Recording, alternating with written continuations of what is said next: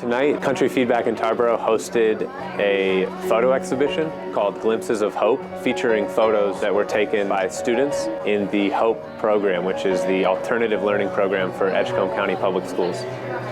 We seek to empower our students, but most important, we also want to empower our students to inspire others. The PhotoVoice project, it provides our students an opportunity to show the world through their who they are through their lens. Also, it was an opportunity to build their self-confidence and their self-esteem. And it was actually nice. I ain't never done nothing like that before. I like the idea of Glimpses of Hope because it gives a lot of the kids who may not have hope, have depression or sadness in their life, and they take a picture and they see so much in that one picture that they took, and it means a whole lot to them. I see this different side in him, that he don't mind getting up, going to school, and tell us about what he did in school, so I like it.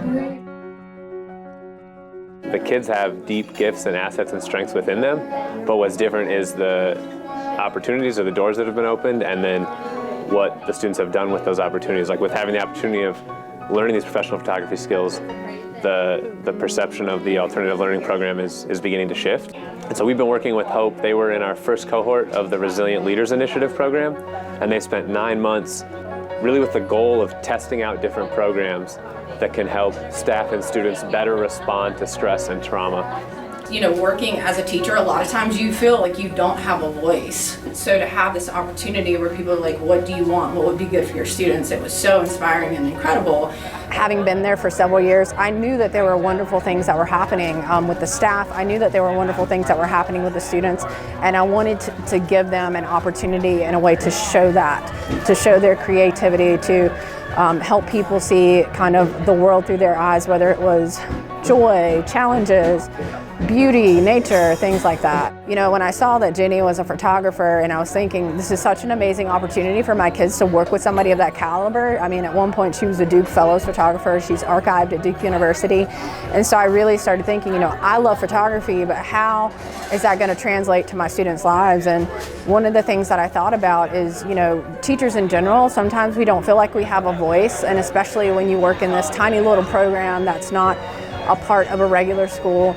Our students can kind of, historically, they've sort of kind of gone into this, I'll say, a black hole. You know, they're just kind of off by themselves, and so they lose their voice too, and they lose their place. I think my biggest takeaway is that if we open those doors for them, that most of the time our kids are going to walk through them and they're going to shine. And I think that that's what I would really encourage people.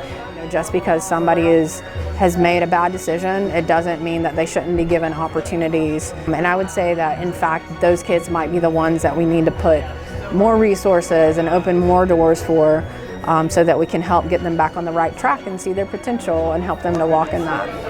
I never imagined that it would get the recognition that it's gotten. I think we have 4 sets of photographs now, maybe 5, and they've been all over the state. And that was just something that kind of, it blows my mind that it's been as successful and recognized as it's been.